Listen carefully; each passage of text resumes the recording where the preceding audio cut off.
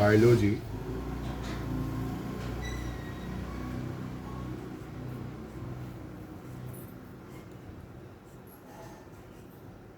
ધોરણ 12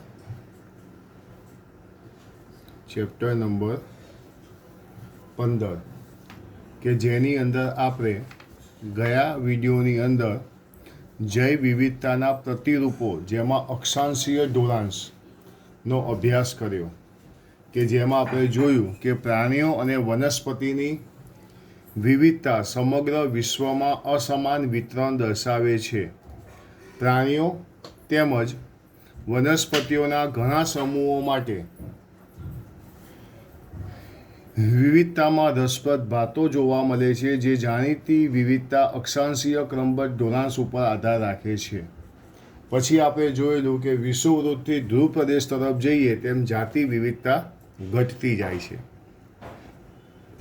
પછી જોયેલું વિષુવવૃત્તથી ધ્રુવ પ્રદેશ તરફ જઈએ તો જાતિ વિવિધતા ઘટે છે, પણ કેટલાક અપવાદો સાથે વિષુવવૃત્તીય વિસ્તારમાં સમશીતોષ્ણ કે ધ્રુવ પ્રદેશો કરતાં વધુ જાતિઓ હોય છે.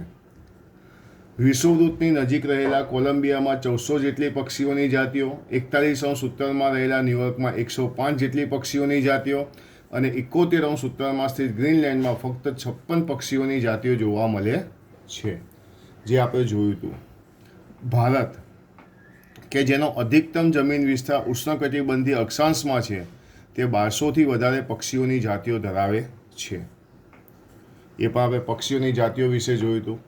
પછી આપણે ભારતની અંદર 1200થી વધુ પક્ષીની જાતિ, ઇક્વાડોરની આપણે વાહિક પેશી વનસ્પતિની જાતિઓ જે યુએસએના મધ્ય પશ્ચિમ જેવા સમશીતોષ્ણ ક્ષેત્ર કરતાં 10 ગણી વધુ છે, એમેઝોન જંગલો વિશેની માહિતી મેળવી હતી. અને છેલ્લે આપણે વિષુવવૃત્તીય વિસ્તારની અંદર વિવિધતા શા માટે વધુ છે તેની અંદરના આપણે 3 મહત્ત્વના કારણો જોયેલા. એક તો હતું જાતીય ઉદ્ભવ, સમય તરીકેનું કામ કરે છે. બીજું પર્યાવરણવાળી વાત હતી અને ત્રીજી હતી સૂર્ય ઉર્જાવાળી વાત. તો હવે આજે આપણે અક્ષાંશીય ઢોળાંશ પછી સેકન્ડ નંબરની અંદર આવે છે જાતિ વિસ્તારના સંબંધો. જાતિ વિસ્તારના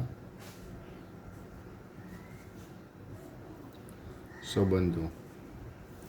એના પછી શું આવે છે? જાતિ વિસ્તારના સંબંધો, કે જેનો આજે આપણે અભ્યાસ કરીશું. હું તમને અહીંયા એવું કહું છું કે જર્મનીના મહાન પ્રકૃતિવિદ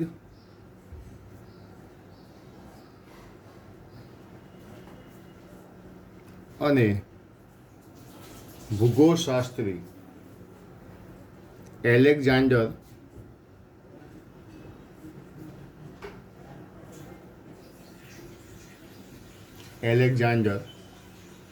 વોન હમ્બોલ્ટ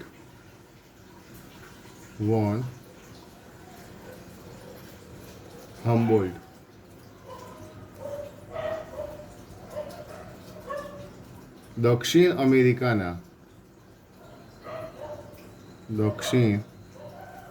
અમેરિકાના જંગલોના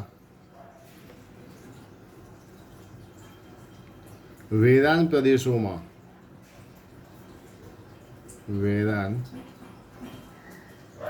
પ્રદેશોમાં તેમના પ્રારંભિક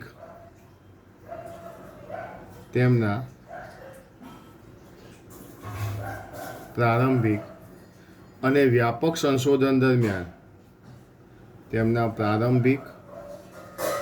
વ્યાપક સંશોધન દરમિયાન અવલોકન કર્યું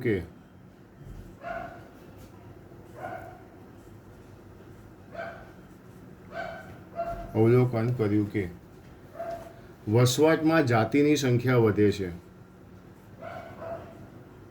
વસવાટમાં જાતિની સંખ્યા વધે છે. ફરીથી એકવાર શોર્ટ ક્વેશ્ચન આમાંથી આવે કે જાતિ વિસ્તારના સંબંધો વિશેની માહિતી કોણે આપી? તો જાતિ વિસ્તારના સંબંધો વિશેની માહિતી આપી આપણને એલેક્ઝાન્ડર વોન હમ્બોલ્ટે આપી. હવે એલેક્ઝાન્ડર વોન હમ્બોલ્ટ જે છે એની આપણે વાત કરીએ તો તેમણે દક્ષિણ અમેરિકાના જંગલોના વેરાન પ્રદેશોના પ્રારંભિક અને વ્યાપક સંશોધન દરમિયાન અવલોકન કર્યું કે વસવાટમાં જાતિની સંખ્યા શું થાય છે? વધે છે. બીજી વસ્તુ, જેમ જેમ વસવાટ વધે, જેમ જેમ વસવાટ વધે તેમ તેમ જાતીય વિપુલતા વધે છે.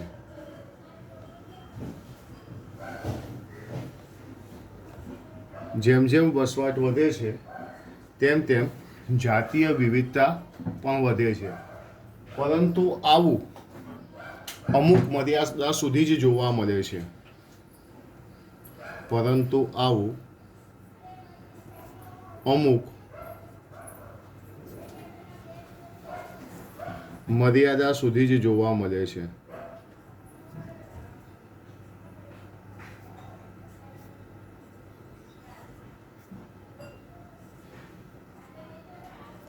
આ થઈ ગયું આપણું બીજા નંબરનો મુદ્દો કે જેમ જેમ વસવાટ વધે તેમ તેમ જાતીય વિપુલતા વધે છે, પરંતુ આવું અમુક મર્યાદા સુધી જ જોવા મળે છે. એના પછી આપણે આગળ વધીએ ત્રીજા નંબરની અંદર. હકીકતમાં વર્ગકો જેવા કે અનાવૃત, આવૃત બીજધારી પક્ષી, ચામાચીડિયા, મીઠા જળની માછલીઓની વ્યાપક વિવિધતા માટે હકીકતમાં વર્ગકોની વ્યાપક વિવિધતા માટે હકીકતમાં વર્ગકોની વ્યાપક વિવિધતા માટે જાતિ સમૃદ્ધિ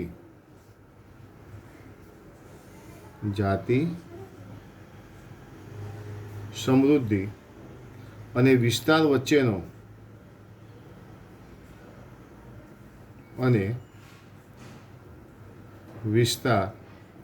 વચ્ચેનો સંબંધ એક લંબચોરસ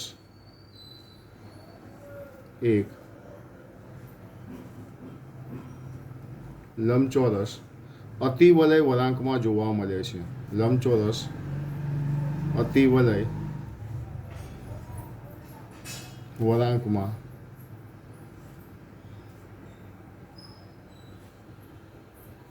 જોવા મળે છે. હકીકતમાં વર્ગકોની વ્યાપક વિવિધતા માટે જાતિ સમૃદ્ધિ અને વિસ્તાર વચ્ચેનો સંબંધ એક લંબચોરસ અતિવલય વળાંકમાં જોવા મળે છે. એટલે વિસ્તાર અને જાતિ સમૃદ્ધિ, વિસ્તાર અને જાતિ સમૃદ્ધિનો વળાંક, બરાબર છે. હવે આપણે એને જોવા જઈએ તો એક અહીં સૂત્ર લખું છું કે log s બરાબર log c વત્તા Z log a. log s બરાબર log c plus Z log a એવું આપણે અહીં લખ્યું છે, બરાબર છે. જ્યાં log s શું છે?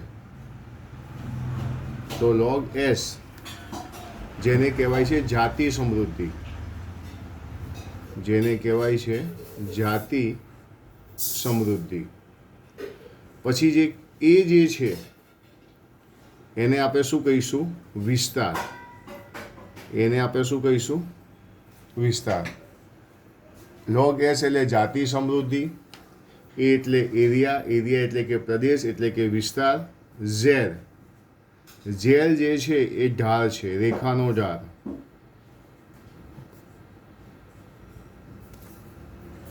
અને જ્યારે સી જે છે, સી એ શું આપ્યું છે? વાય આંતરછેદ,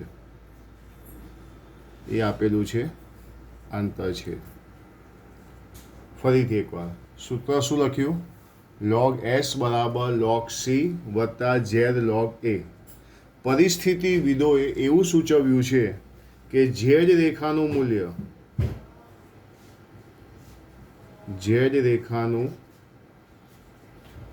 મૂલ્ય 0.1 થી 0.2 વચ્ચેની મર્યાદામાં જોવા મળે છે. ઝેડ રેખાનું મૂલ્ય 0.1 થી 0.2 વચ્ચેની ક્ષેત્ર મર્યાદામાં જોવા મળે છે. પછી ભલે વર્ગીકરણીય સમૂહ કે પ્રદેશ કોઈ પણ હોય, આનું મૂલ્ય કેટલું હોય? 0.1 થી 0.2 વચ્ચેની ક્ષેત્ર મર્યાદામાં જોવા મળે છે. પછી વર્ગીકરણીય સમૂહ કે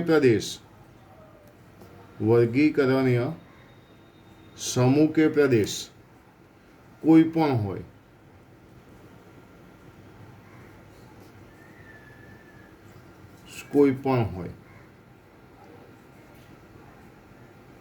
તેને અનુલક્ષીને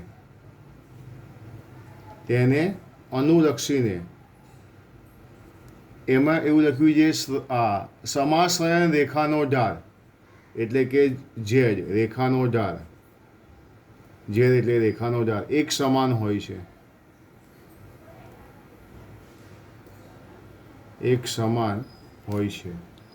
ચલો log s બરાબર log c વત્તા z log a. પણ સૌથી પહેલાં આપણે શરૂઆતના મુદ્દાની પણ એકવાર ચર્ચા કરી લઈએ. જર્મનીના મહાન પ્રકૃતિવિદ અને ભૂગોળશાસ્ત્રી એલેક્ઝાન્ડર વન હોમબોલ્ટે દક્ષિણ અમેરિકાના જંગલોના વેરાન પ્રદેશોમાં તેમના પ્રારંભિક અને વ્યાપક સંશોધન દરમિયાન અવલોકન કર્યું કે વસવાટમાં જાતિની સંખ્યા વધે છે. જેમ જેમ વસવાટ વધે છે તેમ તેમ જાતીય વિપુલતા વધે છે, પરંતુ આવું અમુક મર્યાદા સુધી જ જોવા મળે છે. હકીકતમાં વર્ગકોની વ્યાપક વિવિધતા માટે જાતિ સમૃદ્ધિ અને વિસ્તાર વચ્ચેનો સંબંધ એક લંબચોરસ અતિવલય વળાંકમાં જોવા મળે છે. અને ત્યારબાદ શું આવ્યું? સૂત્ર આવ્યું log s બરાબર log c વત્તા z log a, જેમાં s, a, z અને c શું છે તે જુઓ. ઝેડ રેખાનું મૂલ્ય હંમેશા 0.1 થી 0.2 વચ્ચે જ હોય છે.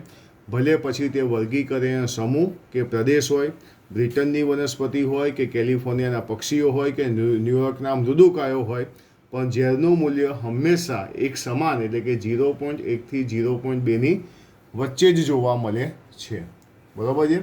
એક આ વસ્તુને ખાસ ધ્યાનમાં રાખો, જોઈ લો બધા.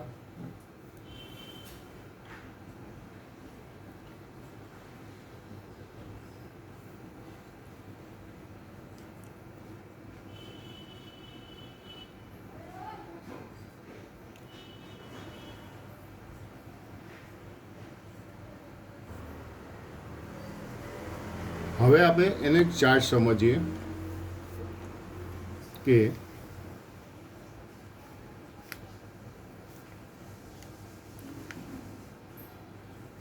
અહીંયા હું લખીશ જાતિ વિસ્તાર.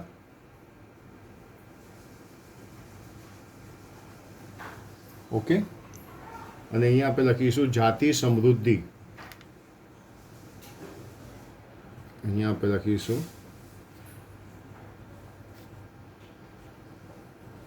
જાતિ સમૃદ્ધિ, જે આ તરફ આગળ વધશે. ઓકે, ચલો આ બાજુ શું છે? જાતિ વિસ્તાર, અને આ બાજુ જાતિ સમૃદ્ધિ.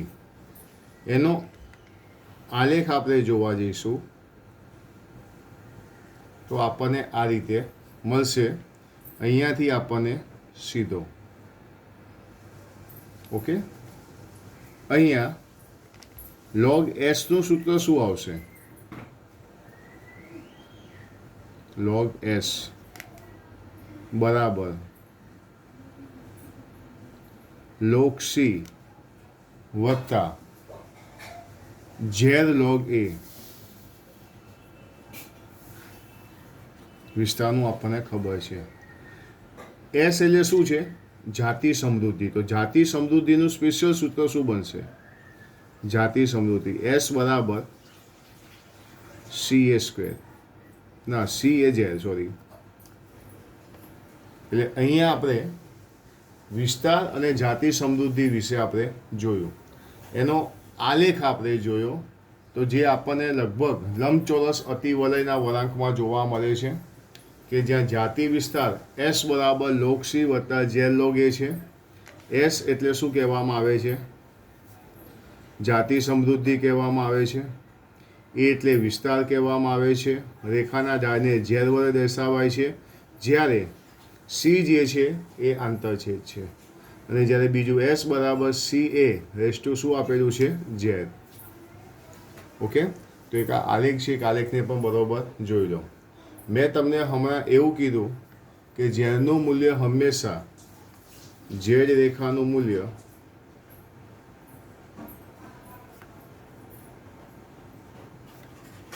મૂલ્ય 0.1 થી 0.2ની વચ્ચે જ આવે છે. 0.1 થી 0.2ની વચ્ચે જ આવે છે તેવું આપણે જોયું. બરોબર છે? તો હવે જે હું તમને કોઈ વસ્તુ ખાસ ધ્યાનથી સમજજો. વર્ગીકરણીય સમૂહ કે પ્રદેશ ભલે ગમે તે હોય, કેલિફોર્નિયાના પક્ષીની વાત કરી હોય, બ્રિટનમાં અમેરિકન વનસ્પતિઓની વાત કરી હોય, કે ગમે તે વાત કરી હોય, ન્યુયોર્કમાં મૃદુકાયની વાત કરી હોય, પરંતુ ઝેડનું મૂલ્ય 0.1 થી 0.2ની વચ્ચે જ જોવા મળે છે.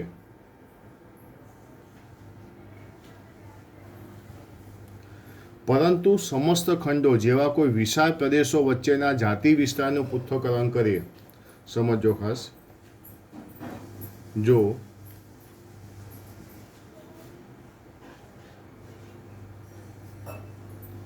સમસ્ત ખંડો જેવા કોઈ ખૂબ જ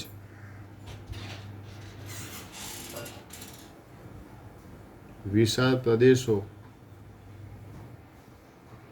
વચ્ચેના જાતિ વિસ્તાર સંબંધોનું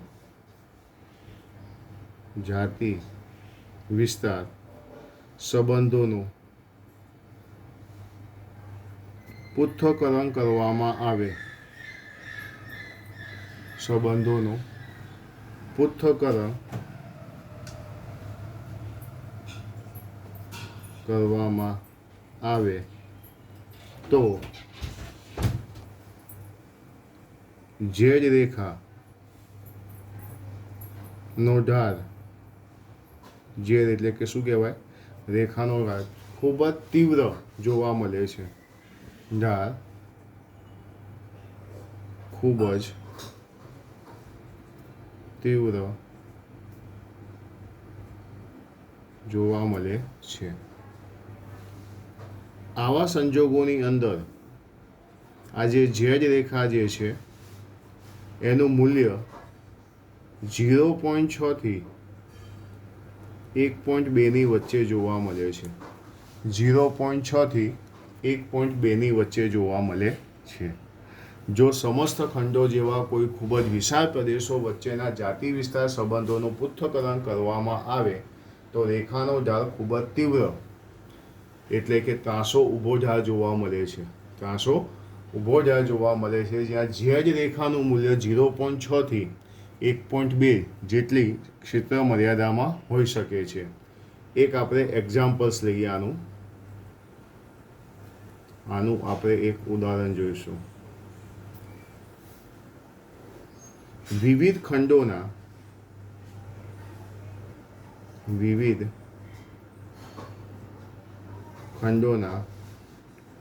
ઉષ્ણકટિબંધીય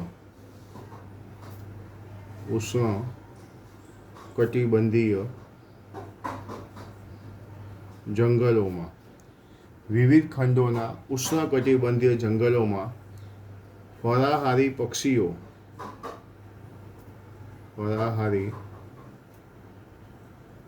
પક્ષીઓ અને સસ્તનોની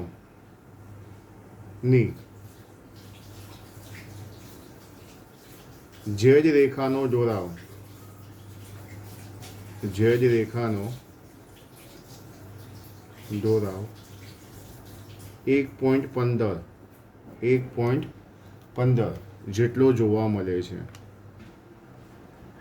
જેટલો જોવા મળે છે. એકચ્યુઅલીમાં મેં તમને એવું કીધું જે જ રેખાનું મૂલ્ય 0.1 થી 0.2ની વચ્ચે જ હોય. પછી અહીંયા આપણે શું જોયું કે સમસ્ત ખંડો જેવા કોઈ ખૂબ જ વિશાળ પ્રદેશો વચ્ચેના જાતિ વિસ્તાર સંબંધોનું પૃથ્થકરણ કરવામાં આવે તો જે રેખાનો ઢોળાંશ કેટલો હોય 0.6 થી 1.2 એટલે 1.20. જ્યારે અહીંયા તમે જો વિવિધ ખંડોના ઉષ્ણકટિબંધીય જંગલોના ફળાહારી પક્ષીઓ અને સસ્તનોની જે રેખાનો જો 1.15 હોય છે. ગુજકેટ માટે પણ એક આઈએમપી સવાલ પરીક્ષાની અંદર આવી શકે 1.15 વાળો. જે રેખાનું મૂલ્ય log s બરાબર log c વત્તા z log a માં એસ શું છે, સી શું છે, એ શું છે, એવું ક્યાંક ક્યાંક પૂછાઈ શકાય. પણ જાતિ વિસ્તારના સંબંધો દર્શાવતું સૂત્ર log s વાળું લખવાનું. કોણે માહિતી આપી છે? એલેક્ઝાન્ડર વોન હમ્બોલ્ટે માહિતી આપી છે. આ વસ્તુ આપણે ખાસ ધ્યાનમાં રાખવાની છે. ઓકે, જોઈ લો બધા એકવાર.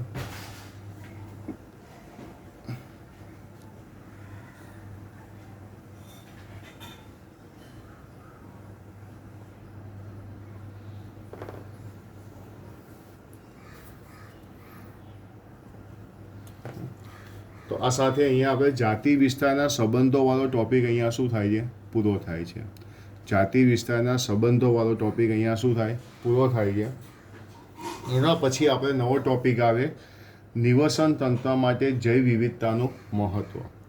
નિવસન તંત્ર માટે જૈવ વિવિધતાનું મહત્ત્વ જે તમારે 15.1નો ત્રીજા નંબરનો ટોપિક આવે. 15.1નો ત્રીજા નંબરનો ટોપિક કે જૈવ વિવિધતાનું મહત્ત્વ શું છે, જે આપણે ડિટેલ્સમાં જોઈશું. પણ ખાલી એક માહિતી આપી દઉં કે નિવસન તંત્ર માટે જૈવ વિવિધતાનું મહત્ત્વ ખૂબ જ વધુ છે.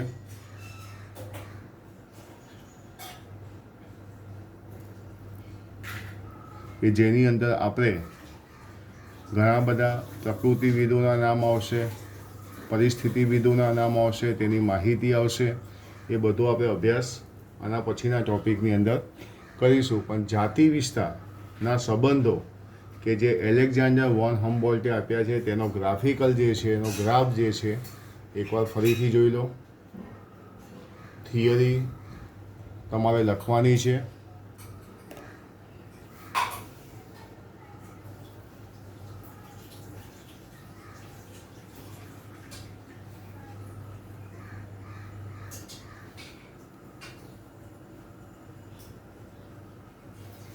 જોઈ લો કમ્પ્લીટ.